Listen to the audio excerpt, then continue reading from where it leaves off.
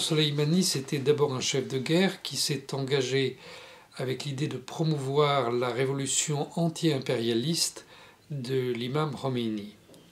Donc il s'est fait connaître pendant la guerre de 2006 au Liban, évidemment aux côtés du Hezbollah. Mais à l'époque, le Hezbollah était intellectuellement très lié à l'Iran, mais sur le plan militaire, le Hezbollah était beaucoup plus lié à la Syrie. C'est par la suite que, avec le retrait syrien du Liban, que le Hezbollah s'est tourné vers l'Iran. Et aujourd'hui, il s'en détourne, contrairement à ce qu'on raconte ici. Après la guerre de 2006, Soleimani s'est présenté sur tous les théâtres d'opération, sauf en Libye. Là, les Iraniens ne l'ont pas envoyé. Mais son idée, c'était de libérer cette région de la mainmise que les Occidentaux y exercent. Il se trouve que Soleimani était un homme très religieux. Il allait souvent faire des pèlerinages, secrètement, mais beaucoup de pèlerins vous disent « Ah, je l'ai vu à tel endroit ». Donc c'était vraiment fréquent chez lui. Et chaque fois, il faisait ses pèlerinages le plus discrètement et le plus humblement possible. Donc souvent même il participait au service d'entretien des lieux de pèlerinage. Mais le problème, il faisait ça avec ses gardes du corps, donc c'était pas si discret que ça. Progressivement, il est devenu un homme hors pair dans sa discipline militaire. Et donc, quand il y a eu la guerre en Syrie, il a réussi un certain nombre d'exploits, et lorsqu'il arrivait quelque part, c'est clair que le sort des armes se renversait toujours. Donc il est venu au secours d'abord de tous les Syriens face aux djihadistes en général et à Daesh par la suite. Mais cette fonction a été stoppée par le gouvernement de Téhéran qui a pris une autre option politique. Il ne s'agissait plus de poursuivre la révolution anti-impérialiste de l'imam Khomeini, mais il s'agissait de restaurer la puissance iranienne dans la région.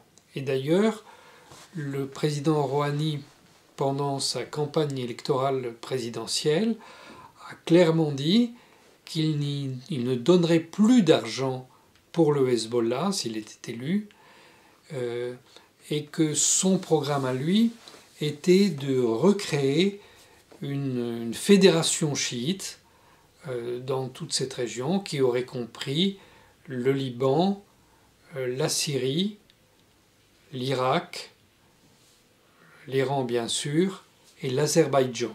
Parce que vous savez, l'Azerbaïdjan est un État chiite, même si c'est une population turcophone. Donc, à partir de ce moment-là, il y a eu un split, deux voix qui ont commencé à s'écarter. Et Soleimani, qui par exemple s'était engagé dans la bataille d'Alep, il a fait un très célèbre discours, il est monté devant la population à Alep et il a dit « Je vais vous défendre face aux djihadistes », tout ça. Et nous allons vaincre. Et effectivement, il y a eu une victoire. Un peu plus tard, mais il y a eu une victoire. Donc, il a reçu l'ordre de ne plus se battre pour la Syrie en général, même chose sur les autres théâtres d'opération, mais uniquement pour la population chiite qui résidait là-bas. Puisque l'idée du président Rouhani, c'est de créer une fédération chiite, dans le sens où l'empire safavide, l'empire chiite, avait été constitué autour de la religion chiite.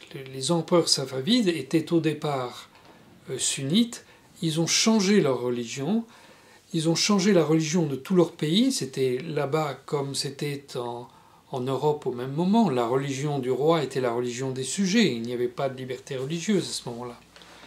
Donc, cette fédération chiite,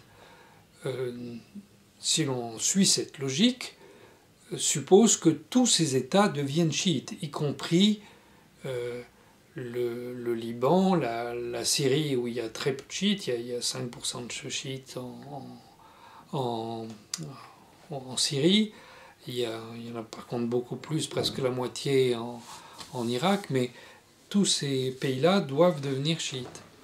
Et Soleimani s'est retrouvé par exemple à défendre des villages chiites qui étaient encerclés par les djihadistes, mais plus son programme initial. Alors, quand le président Trump l'a fait assassiner, il faut bien comprendre que ce n'est pas quelque chose contre Soleimani.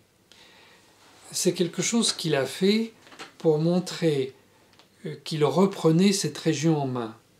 Donc il a d'abord commencé par faire assassiner le calife de Daesh. Puis juste après, il a fait assassiner Soleimani. C'est-à-dire, les États-Unis sont capables de tuer le symbole militaire sunnite et le symbole militaire chiite. Donc ils sont au-dessus de tout ça. C'est aussi pour Trump un moyen de mettre fin à la rivalité chiite-sunnite. Vous savez, cette rivalité avait été pensée par Brzezinski, à l'époque de Jimmy Carter, et elle a toujours été soutenue par les présidents des États-Unis jusqu'à Barack Obama, qui a fait un accord avec certains politiciens iraniens et pas d'autres, avec une faction iranienne qui voulait renforcer cette opposition chiite-sunnite. Et évidemment, cette pensée est aussi celle du président Rouhani, puisqu'il veut créer une grande fédération chiite dont le chef naturel serait le sage qui a été placé au sommet de l'Iran, le guide de la révolution. Donc, ça aussi, il faut comprendre, la fonction de guide de la révolution n'est pas une fonction musulmane. L'ayatollah Khomeini était un spécialiste de Platon.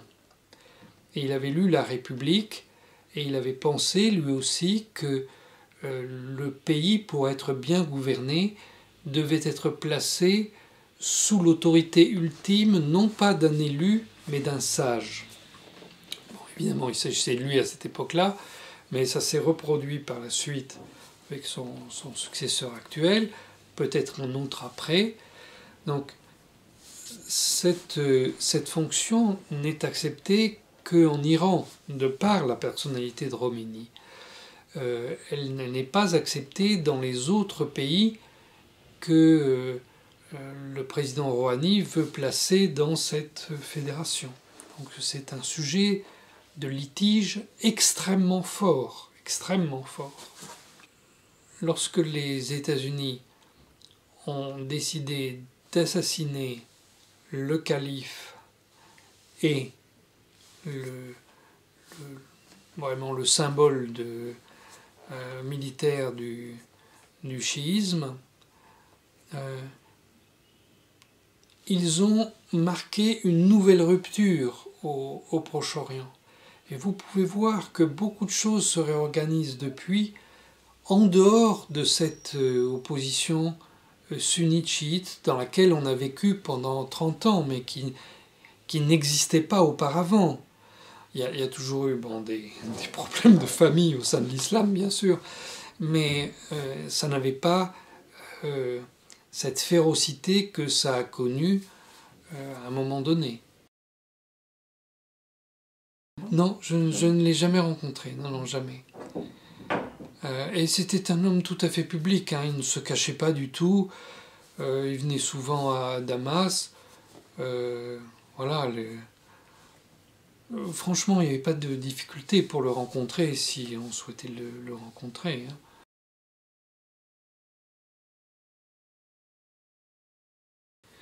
Je ne sais pas, je ne sais pas. Certainement, il a joué un rôle dans la mise en œuvre de ce principe. Par exemple, lorsque le président Bachar el-Assad a décidé de créer une milice populaire pour défendre chaque quartier, il a pris exemple sur le Hezbollah et sur les Bassidji en Iran. Vous savez, le Hezbollah et les Bassidji ont le même drapeau, hein, c'est la même démarche intellectuelle. Mais il a fallu former cette population pour ça. Bon, les Syriens, les hommes savent tous manier des armes, c'est enseigné à l'école, puisque ce pays est en guerre depuis... La création de l'État d'Israël ? Oui, depuis la création de l'État d'Israël, en fait, oui. Donc, et une partie de ce pays est occupée par l'ennemi, donc le plateau du Golan, occupé par l'État d'Israël, en plus des occupations récentes de la Turquie et des États-Unis. Donc, quand il a fallu former ces jeunes gens, beaucoup ont été envoyés suivre des cours en Iran. Et je me souviens une fois d'être rentré d'Iran à Damas en prenant un avion. Il y avait plus de lignes normales, c'était uniquement des avions réservés. Et je me suis trouvé dans un avion qui était entièrement réservé pour transporter des hommes de Syrie vers l'Iran pour y recevoir une formation militaire et retour en Syrie. Donc là, moi j'étais très surpris parce que bon, c'était que des hommes, ils étaient vraiment épuisés. Hein. Ça avait dû être une formation vraiment très intense. Il n'y avait pas que des chiites, la majorité n'était pas chiite. Donc ça marque une pensée précise. C'était aider les gens à se défendre face à l'ennemi. Ça n'était pas étendre le rayonnement de l'Iran. Donc il faut voir que pour l'Iran, c'était aussi un effort considérable. C'est l'Iran qui a pris tout ça en charge.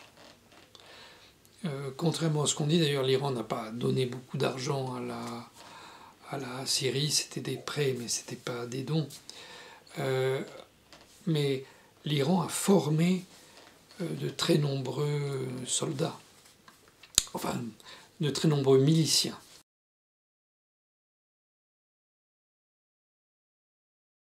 Non, je ne sais pas. En fait, j'en ai pas discuté avec les diplomates russes de ça. Ah non, mais les Turcs, voilà, ça c'est les ennemis absolus. Ouais. Et d'ailleurs, c'est très intéressant parce que Soleimani, en tant qu'ennemi des Turcs et en tant que le principal militaire dans le monde qui ait combattu Daesh,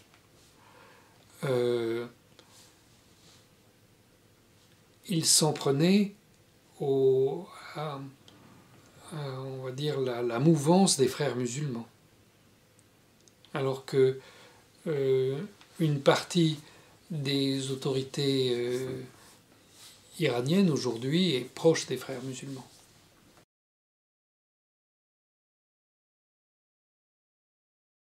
Oui, alors il y a effectivement il y a 2 bateaux israéliens qui ont été mis hors d'état. Ils ont tout de suite dû retourner à leur port d'attache. À cette époque-là, le général Soleimani a utilisé des armes chinoises dont personne n'a parlé, mais c'est avec ces armes chinoises qu'il a mis ses bateaux hors d'état de nuire. Je dis ça parce que ça pose la question de savoir s'il y avait des conseillers militaires chinois ou pas. Je n'ai pas la réponse, mais c'est probable quand même. C'est une technique du général Soleimani. Mais pendant la guerre du Liban, il y a très peu d'hommes qui ont participé à cette opération contre les chars Merkava. C'était des équipes de 3 personnes avec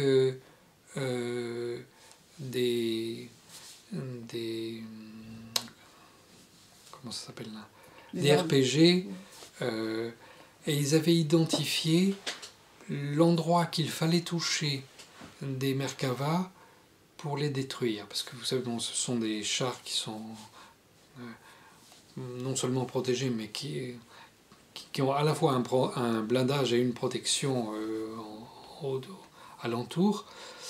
Mais en fait, ce sont des chars qui n'ont pas été développés avec l'idée de faire la guerre. Ce sont des chars qui ont été développés pour maintenir l'ordre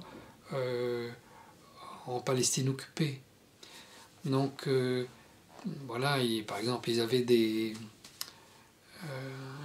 ils pouvaient jeter un nuage autour d'eux et obscurcir tout. Donc c'est très bien quand on est face à des Palestiniens qui n'ont pas d'armes. Mais le Hezbollah a vraiment agi d'une autre manière.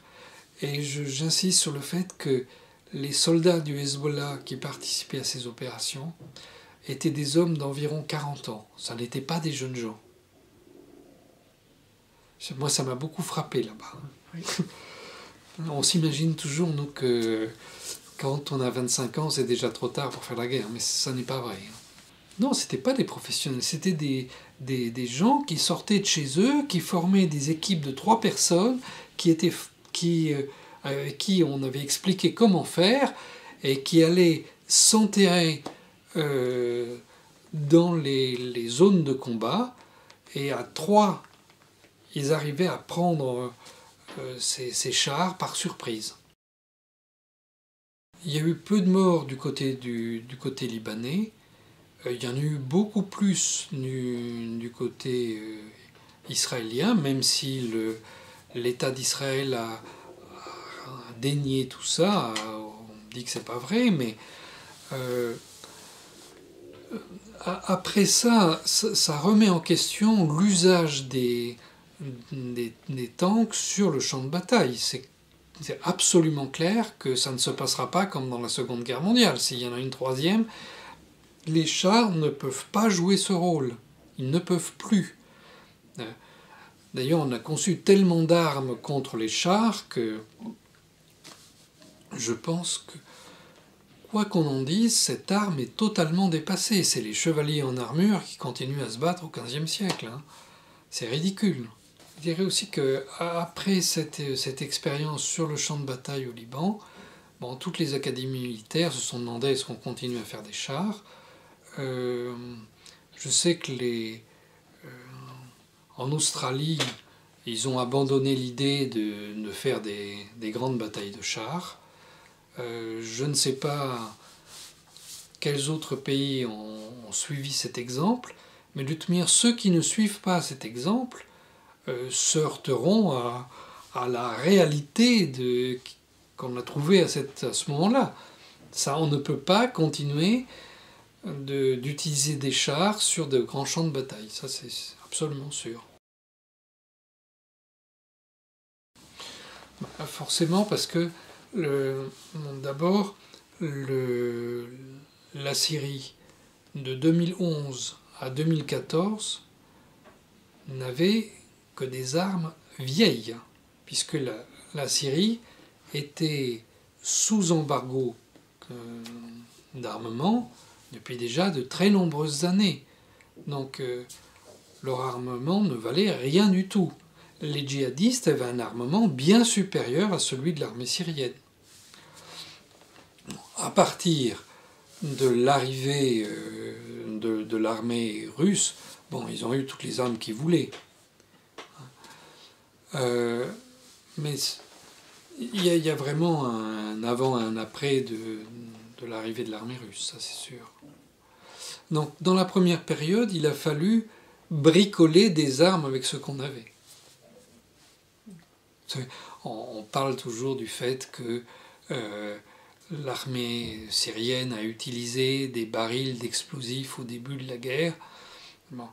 Alors déjà, après 2014, ça n'a aucun sens. Donc il y avait des armes bien plus efficaces à leur disposition.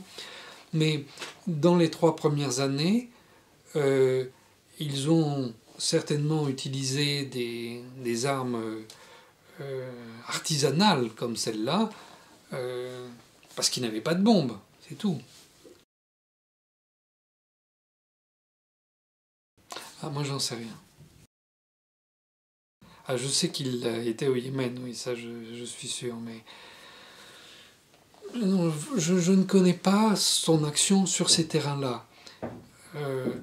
Par contre, vraiment, ce que j'ai vu, c'est le changement des ordres qu'il a reçus en Syrie. Ça, au début, il défend tout le pays et après, il ne défend que les chiites. Enfin, c'est les ordres qu'il avait. Hein. Quand il était sur un théâtre d'opération, il défendait évidemment tout le monde, mais plutôt les zones chiites, il défendait. Il était en train de poursuivre la coordination de tous les hommes qui lui obéissaient. Donc l'Iran a utilisé les populations chiites dans toute la région pour se défendre mutuellement et évidemment pour défendre l'Iran aussi. Lui coordonnait ce dispositif. Bien sûr que si. Son projet, c'était la révolution anti-impérialiste de Khomeini. Ça n'était pas uniquement la défense de l'Iran. En cela, il était le rival politique du président Rouhani. Et d'ailleurs, il faut voir, quand Soleimani est mort, ça a été des manifestations gigantesques dans tout l'Iran, mais je dirais dans pratiquement tout le Moyen-Orient. C'est l'homme qui résistait à Daesh quand même partout, sur tous les champs de bataille il était. Personne n'a fait ça. Il était le seul. Et pour les gens qui se trouvaient dans des villes assiégées, c'était un rêve que de voir Soleimani venir chez eux. Donc, bon. Moi je voudrais parler d'un autre point que vous publierez ou pas.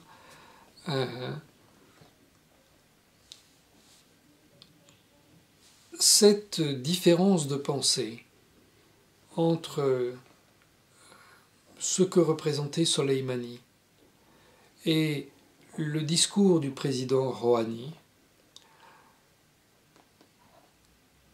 faisait que lorsque Soleimani est mort, cela a handicapé l'Iran au plan militaire, mais cela a favorisé politiquement le président Rouhani. D'ailleurs, il est possible que je ne veux pas dire que c'est des problèmes entre des hommes.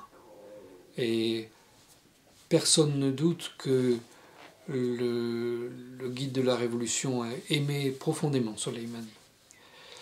Mais il est possible que le guide de la Révolution était politiquement plus du côté de Rouhani que du côté de la fougue de Soleimani. Voilà. Même si les gardiens de la Révolution dépendent directement du guide. Voilà. Donc,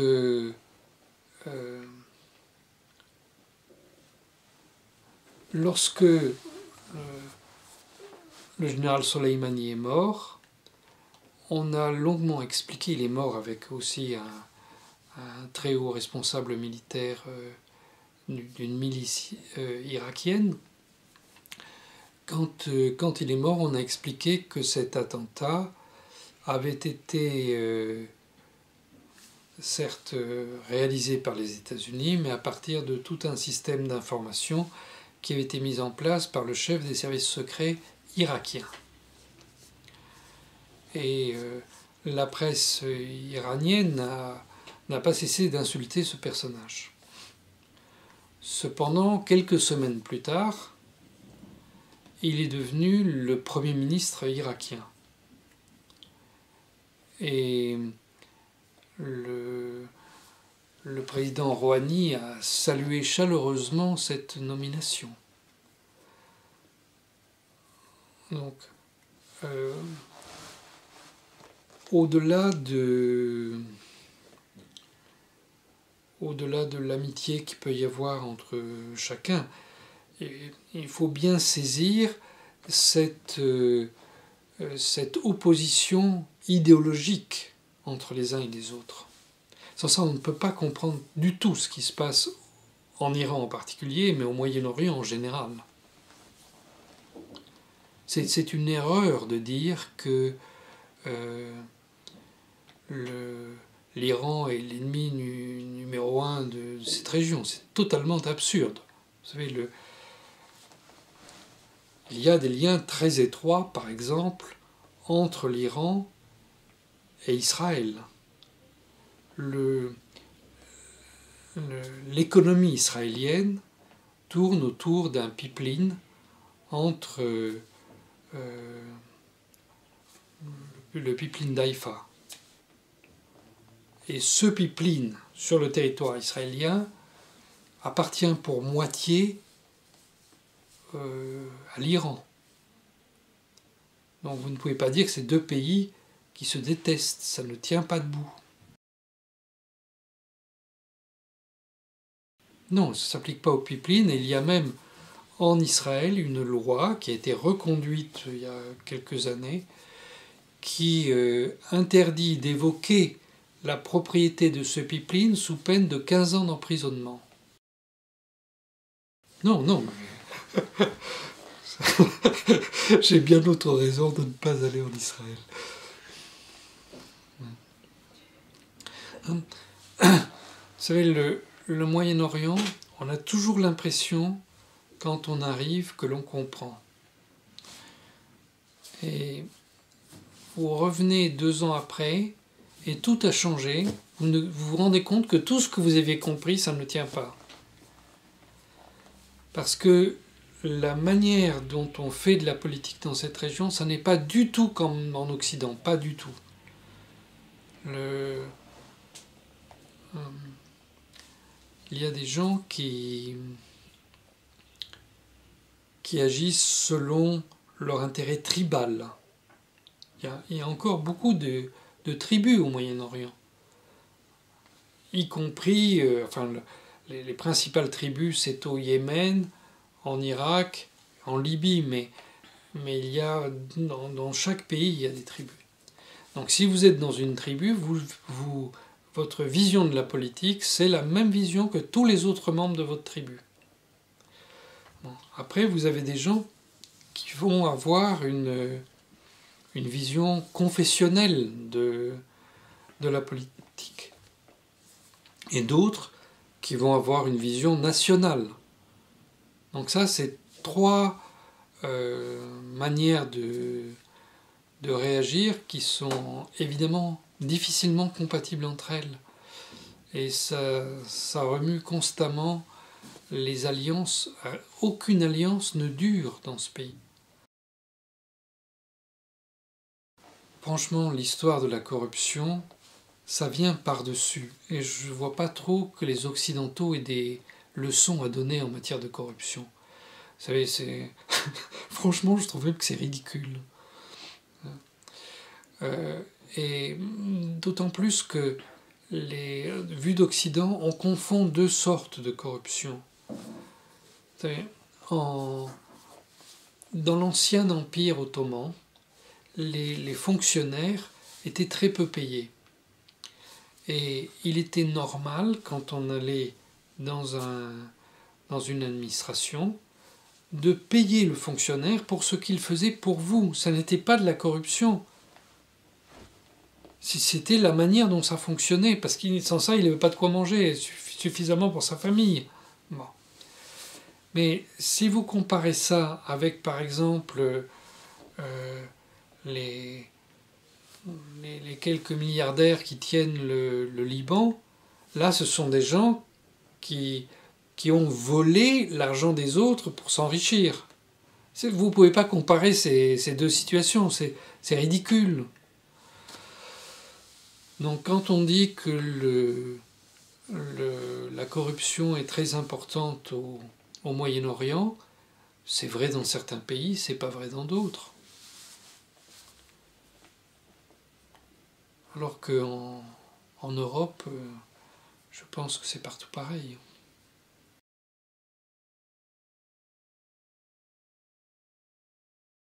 Non, d'abord, bon, les convois de Toyota, ils viennent tous de... Vous savez, il n'y a qu'une seule usine dans le monde qui fabrique ce modèle-là, parce que c'est un modèle qui est prévu pour résister au désert.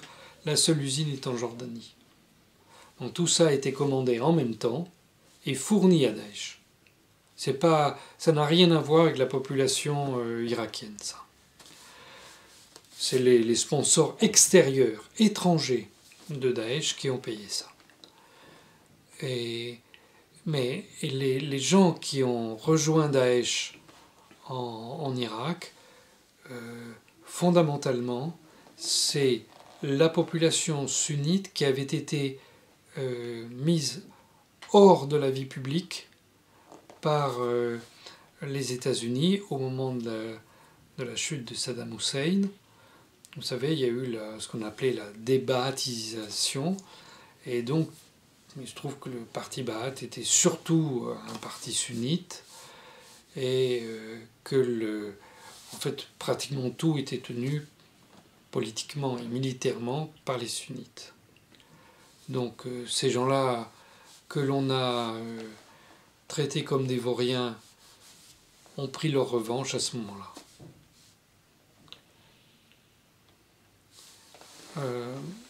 Le Soleimani, évidemment, quand il a soutenu le gouvernement irakien contre Daesh, c'est principalement appuyé sur des milices chiites, et d'où l'assassinat avec lui d'un milicien sunnite, d'un milicien chiite, pardon,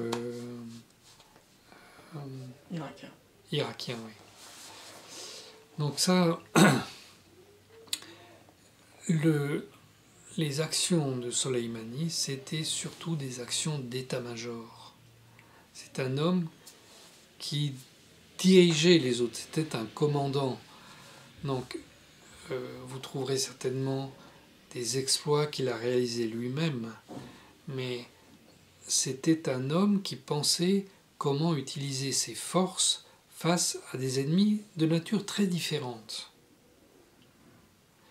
Vous voyez, l'armée des États-Unis n'a toujours pas réussi à s'adapter pour faire face à des groupes non conventionnels, que ce soit le Hezbollah ou que ce soit les djihadistes. Quand ils se battent, ça marche pas. Bon. Soleimani savait faire face à des ennemis comme cela, mais comme d'autres. C'est pas le gouvernement qui l'a demandé, c'est le Parlement. Et le Parlement a voté ça alors que tous les Kurdes et les sunnites avaient quitté la salle. C'est les distinctions que l'on fait en Europe entre la décision du gouvernement, on parle de tel ministre, de tel autre, ça ne correspond pas à la réalité du pouvoir dans ces pays-là. Il n'a toujours pas eu lieu. Il a été partiel. Mais vous savez, ça c'est un autre problème. En fait, le président Trump voulait retirer tous ses soldats de cette région.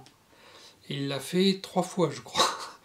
Et chaque fois, le Pentagone a dit « Ah, stop, on a besoin d'hommes à cet endroit-là pour ceci, pour cela. » Et il a dit « Bon, ok, vous en maintenez quelques-uns et tout. » Manifestement, un jour, il était tellement énervé par cette manière de faire du Pentagone qu'il a dit on reste en Syrie et en Irak pour le pétrole.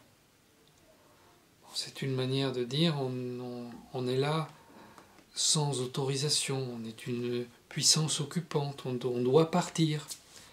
Donc il faut bien comprendre, parce qu'ici il y a des gens qui disent que Trump assume d'être là-bas pour voler le pétrole. Pas du tout, oui. Il dit c'est une stupidité, moi je veux partir et vous êtes là, et vous êtes là uniquement pour ça. Le pétrole qui est exploité par des milices soutenues par les États-Unis en Syrie, ce pétrole, l'argent est moitié versé à des dirigeants kurdes, moitié à la CIA. Et la CIA utilise cet argent pour payer des opérations secrètes partout dans le monde. Ça n'a plus de rapport avec cette région. C'est une boîte noire qu'ils utilisent pour payer leurs opérations ailleurs et ne pas avoir de compte à rendre au Congrès. Moi, je ne crois pas que ça ait créé une solidarité entre ces populations. Je vous rappelle que pendant la guerre entre l'Irak et l'Iran, les chiites irakiens avaient combattu les chiites iraniens.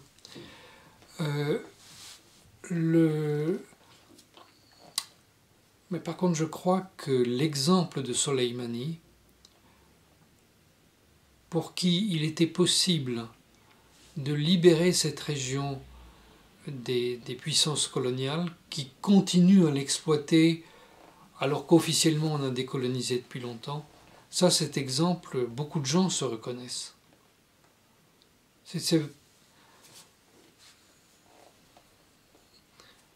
C'est vraiment un homme extraordinaire pour toute la région, pas pour son pays, pour toute la région. Comme l'ayatollah Khomeini a été un exemple pour toute la région. On l'a oublié, parce que on reconstruit l'histoire après coup, mais si vous regardez les documents de l'époque de l'ayatollah Khomeini, il était un exemple pour tout le monde, pas uniquement pour les chiites.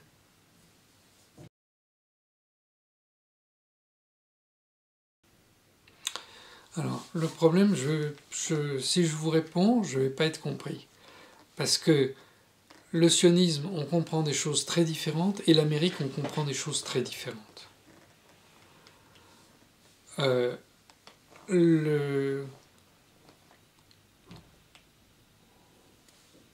Lui, il s'est battu pour que chacun puisse vivre sans être opprimé. Voilà, ça c'est clair. Alors, il s'est aussi battu pour le droit d'exercer sa religion. Et pas uniquement le droit pour les chiites d'exercer leur religion, mais pour chacun d'exercer sa religion. Voilà. Donc maintenant, vous pouvez répondre vous-même à la question avec vos mots. Non, ils ont un sens précis, mais tout le monde les utilise souvent à contresens sans en avoir conscience. Moi, je n'ai pas connaissance de tractation entre Soleimani et des Israéliens.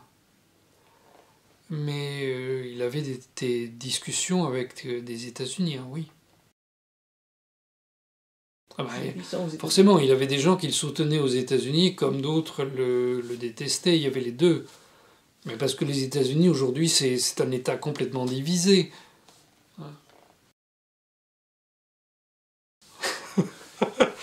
Je ne vais pas me lancer là-dedans. Ah ça, j'en ai jamais entendu parler.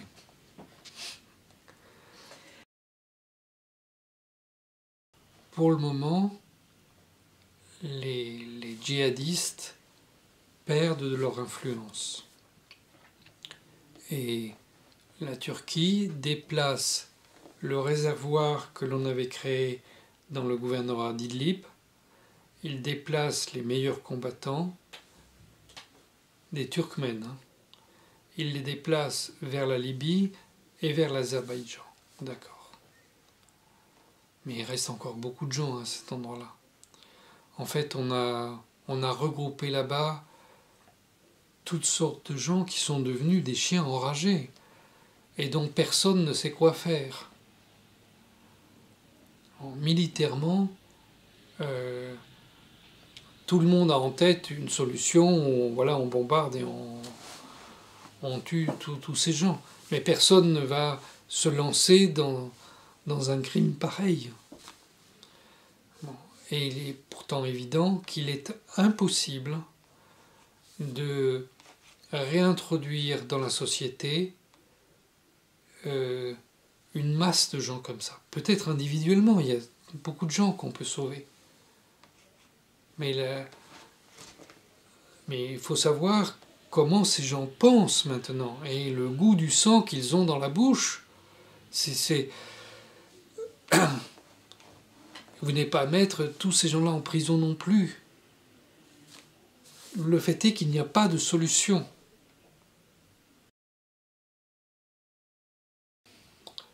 Vraiment, je ne peux pas dire. Seuls les gens qui les nourrissent savent combien ils sont. Peut-être il y a 200 000 personnes, là peut-être qu'il n'y en a que 20 000, je ne sais pas. Ça fait beaucoup. Mais c'est beaucoup. Vous savez, et il y a des gens qui viennent de partout. Il y a une ville entièrement chinoise. Là-bas. Bon. Je donne ça comme exemple, mais vous n'en avez pas entendu parler, mais la ville est entièrement chinoise. De Ouïghours. Des Ouïghours, oui. Oui, essentiellement, pas uniquement des Ouïghours, mais essentiellement, oui. Oui, bien sûr. Oui. Parce que les Colombiens, on les a beaucoup utilisés pendant la guerre de l'OTAN contre la Libye. Les troupes qataries, en fait, c'était des Colombiens. C'est pour ça qu'ils avaient tous le visage masqué. Une armée où ils défilent tous le visage masqué. Bon, ils avaient une peau pas très arabe. Bon. Donc ces gens-là, et après il faut les recycler, hein, quand vous les avez employés sur un champ de bataille, est-ce que vous les renvoyez chez eux ou est-ce que vous les utilisez encore? Voilà. Oui, on pourrait les renvoyer à la maison aussi. Hein. Bon, enfin, personne ne s'amuse à ça. Vous savez, c'est un problème. Dans toutes les guerres, quand on a utilisé des mercenaires, comment les démobiliser? L'Europe a vécu ça au XVIe siècle. Hein. Après, ces armées se maintenaient sans État pour les soutenir. En fait, tous les problèmes que vous voyez aujourd'hui au Moyen-Orient, ils sont déjà dans l'histoire de l'Europe. Mais on les a oubliés, heureusement d'ailleurs.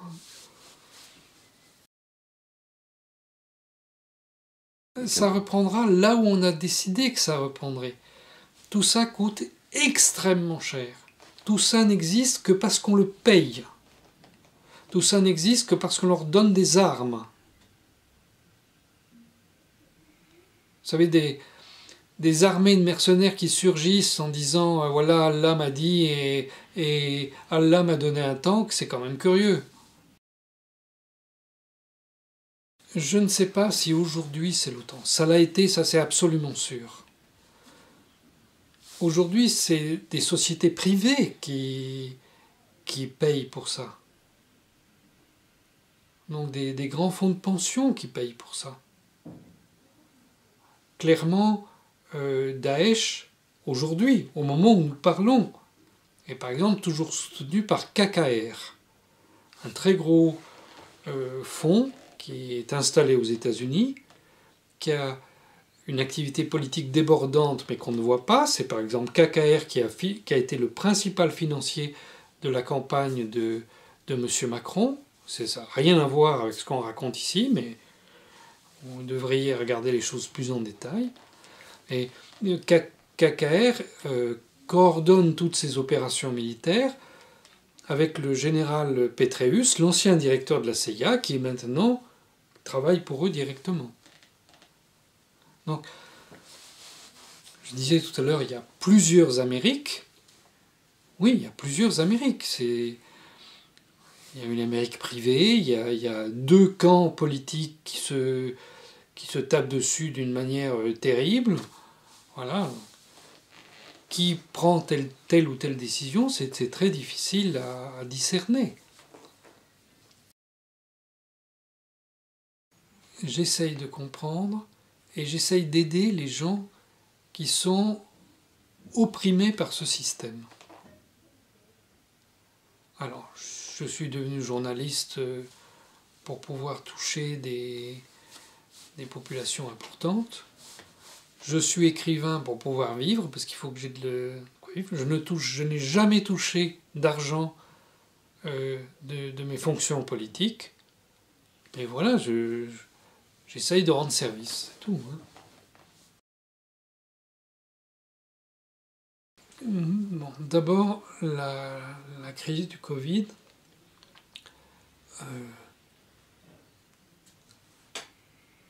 Ce n'est pas parce que tous les pays que vous connaissez agissent de la même manière qu'ils agissent raisonnablement. On peut se tromper tous ensemble. Donc, pratiquement tous les États dans le monde ont testé à un moment donné une idée de confinement. Ceux qui conservent cette idée de confinement sont généralement des États qui ont peur de leur population.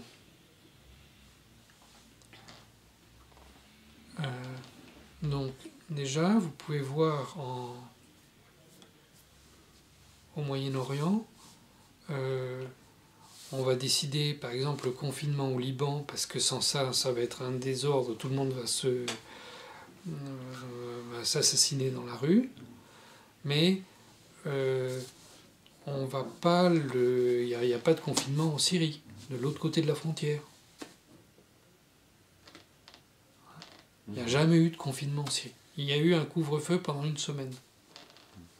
Voilà. C'est un pays en guerre. Donc, si vous voulez. Ils ont d'autres soucis. Donc, voilà. Alors, en général, au Moyen-Orient, le système de santé est beaucoup moins performant qu'en Occident. Je dis en général, hein, parce que dans les pays du Golfe, c'est merveilleux ce qu'ils ont. Hein. Mais, donc, les gens qui ont une forme aiguë de cette maladie vont mourir tout de suite puisqu'ils ne seront pas soignés. Mais en fait, il n'en meurt pas plus là qu'ailleurs. C'est pareil. Parce qu'en fait, quoi que vous fassiez contre cette maladie, en fait, c'est pareil. quoi que vous fassiez.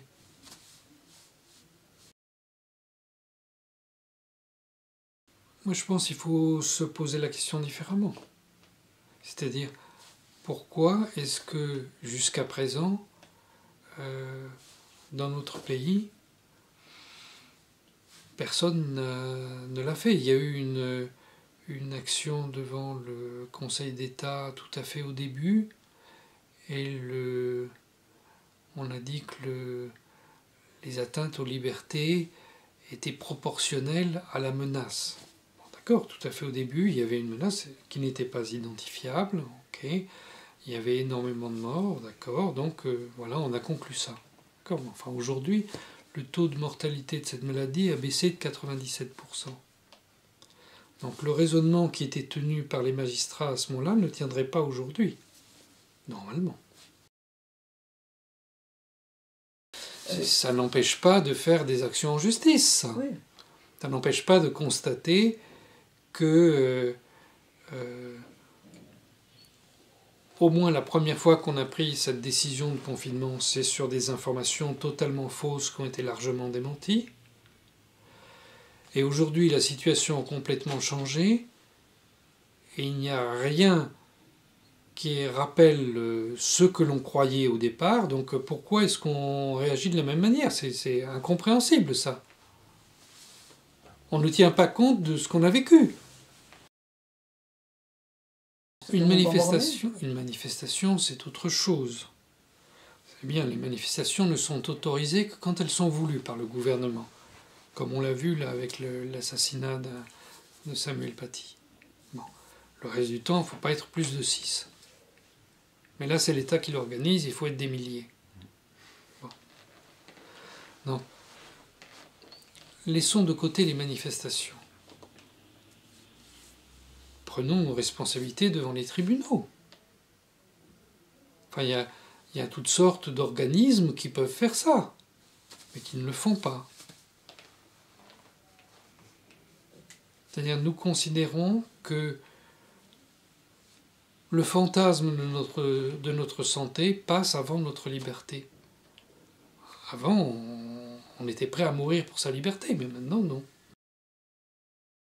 D'abord, il y a beaucoup de Français qui sont musulmans, mais je pense pas du tout que ce soit le problème. Le problème, c'est que nous sommes légitimistes. Hein, nous donnons a priori raison à l'autorité. Ok. Mais bon, ça fait des mois que ça dure et tout le monde voit qu'on s'est trompé. Donc, pourquoi on continue dans l'erreur?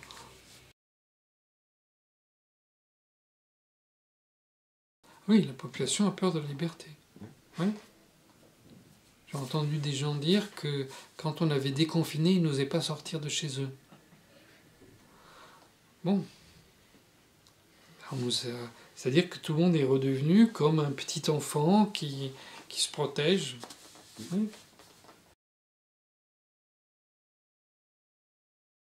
Je ne l'avais pas envisagé comme ça, mais c'est assez... Ça a l'air de fonctionner. Ça fonctionne. Ça a l'air de fonctionner.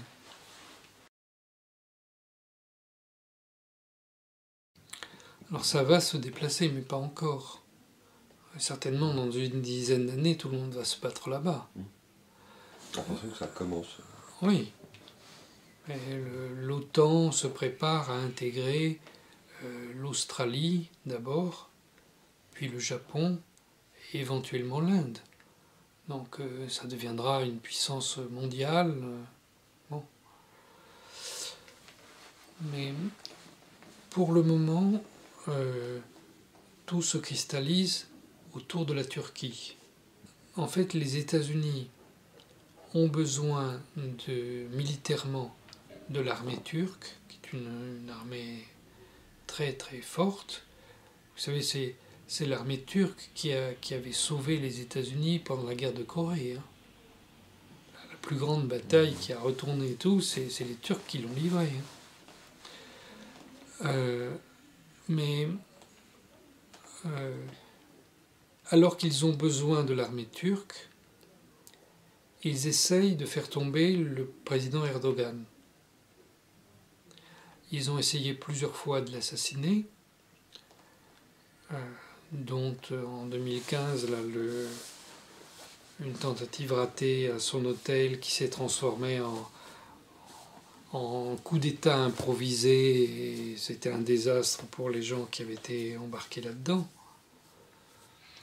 Et donc ils continuent toujours à vouloir l'éliminer. Et je ne vois pas ce qui les ferait changer d'avis. C'est pour ça que, bon, moi j'aimais l'hypothèse, mais il faudra du temps pour y voir plus clair. Que ce qui se passe actuellement en Arstak ou dans le Haut-Karabakh, c'est une opération qui vise à détruire Erdogan. Peut-être à faire gagner la Turquie, mais à détruire Erdogan. Comme les États-Unis ont encouragé leur agent Saddam Hussein à envahir le Koweït, peut-être que là on a dit à Erdogan qu'il devait soutenir son allié turc, son allié azerbaïdjanais. C'est tout à fait possible, mais c'était pas nécessaire. Les États-Unis n'avaient pas besoin des Israéliens pour faire ça. Justement, c'est pour ça que le chef des services secrets irakiens a été mis directement en cause. Quand Soleimani a été assassiné, il venait de Damas. Au moment où il a pris son avion à Damas, il y avait plein de témoins. Et à son arrivée à Bagdad, là, il y avait aussi plein de témoins. Il ne se cachait pas du tout. Il ne se cachait pas du tout, pas du tout. Et je dirais, moi, que les États-Unis le protégeaient, en fait. Et tout d'un coup, se sont renversés contre lui. Moi, je le prends comme ça. Parce que c'était leur meilleur allié. Ils combattaient Daesh, lui, pour de vrai. Alors qu'aux États-Unis, vous avez des gens qui soutenaient Daesh, qui livraient en permanence des armes. Vous aviez un pont aérien depuis l'Azerbaïdjan vers 3 points différents, en Jordanie et en Irak, pour amener des armes à Daesh, depuis l'Azerbaïdjan. Donc, tout ça, c'était des armes payées par des gens aux États-Unis. Lesquelles, je ne sais pas. À un moment, ça a été le Pentagone, ça c'est clair. Mais là, ces derniers temps, je ne sais pas. Oui, beaucoup. Quand j'étais enfant, on parlait du pouvoir des multinationales. Mais de quoi s'agissait-il? Du fait que certaines sociétés allaient exploiter une ressource particulière dans un pays au fond du monde, et le gouvernement local fermait les yeux, et cette société faisait ce qu'elle voulait, pouvait se créer un mini-État en pleine forêt sans que personne n'en change rien. C'était un peu comme un film de James Bond, mais en plus grand, quoi. Voilà. Bon. Et là, maintenant, c'est autre chose. Ce sont des gens qui payent des armées, qui renversent des gouvernements, Non, on a changé vraiment d'époque. Et les gens ici continuent à raisonner comme par le passé. Ils ne voient pas du tout comment ça marche. C'est trop complexe, d'autant plus que l'on masque les éléments. Donc, si vous ne savez pas quels sont les acteurs, évidemment, vous n'allez rien comprendre, ça c'est sûr. Mais l'information de plus en plus pauvre, télévisuelle. Ah oui, de plus en plus pauvre. Infantilisante. Ouais. Oui, on ne peut pas comprendre, et il y a beaucoup de choses secrètes qui ont eu lieu il y a longtemps et que les historiens ont parfaitement décrypté, analysé. Il y a plein de livres sur le sujet. Mais le public ici reste avec l'idée qu'il y a 30 ans, on racontait que, donc ça s'est passé comme ça. Pas du tout. Pas du tout, du tout. L'autre jour, j'ai vu une émission sur l'Iran. On parlait encore des otages iraniens à l'ambassade. Il n'y a jamais eu d'otages à cette ambassade. C'est des gens qu'on a arrêtés en flagrant délit d'espionnage. Jamais les États-Unis n'ont réclamé la moindre la moindre réparation pour ça, parce qu'ils avaient entièrement tort, c'est eux qui avaient violé les traités. Bon, voilà. On racontait la guerre Iran-Irak, mais personne ne sait qu'il y avait un porte-avions français qu'on a amené là-bas et que sur le porte-avions, on a repeint les avions en les mettant aux couleurs irakiennes pour aller bombarder l'Iran. Personne ne sait ça. C'est incroyable. Donc, on raisonne toujours avec des données fausses, déjà. Et en plus, on ne veut pas regarder les nouveaux acteurs. Bon. Ça prouve que lui défendait une idée qui peut être défendue par tout le monde dans cette région. Redevenir libre. Sortir de ces puissances qui décident à votre place ce que vous allez manger à midi. Non, pas ça. Cet élan anti-impérialiste, quand il se manifeste, peut rallier à lui tout le monde. Il devrait rallier à lui tout le monde. Oui, c'est la force des révolutions. Et la révolution iranienne s'est empêtrée dans son histoire de chiisme, en fait. Mais ce qui a fait cette révolution, c'est toujours d'actualité. Je le disais tout à l'heure. Après avoir tué Soleimani, la logique voudrait que maintenant on s'en prenne à Hassan Nasrallah. Parce qu'à l'intérieur du Hezbollah, c'est la même chose. Hassan Nasrallah est le seul qui parle à tous. Son numéro 2, il pense qu'à être un mollah qui règne en tant que mollah. Donc ça, si on tue Hassan Nasrallah, le Hezbollah, c'est terminé. En tant qu'Hezbollah, ça sera autre chose. Et on a besoin du Hezbollah. Oui, mais quand on entend le président français expliquer qu'il discute avec le Hezbollah politique, mais que le Hezbollah militaire, ce sont des terroristes, voilà, ça c'est l'exemple de la pensée impérialiste. C'est l'exemple de la corruption en cours. Le pays qui a connu la résistance de Jean Moulin et qui qualifie de terroriste la résistance libanaise.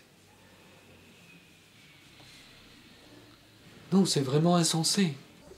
On ne peut pas exploiter le Liban tant qu'il y a le Hezbollah, c'est clair. Donc quand Emmanuel Macron va au Liban, il discute avec les élus du Hezbollah au Parlement, mais il ne va surtout pas rencontrer Hassan Nasrallah, le secrétaire général. Oui, alors maintenant, depuis peu, mais maintenant il atteint même ce pays. C'est pour ça qu'on voit que les classes moyennes se rétrécissent. Voilà, c'est ce genre de choses qu'on peut mesurer qu'il y a un début d'exploitation qui arrive.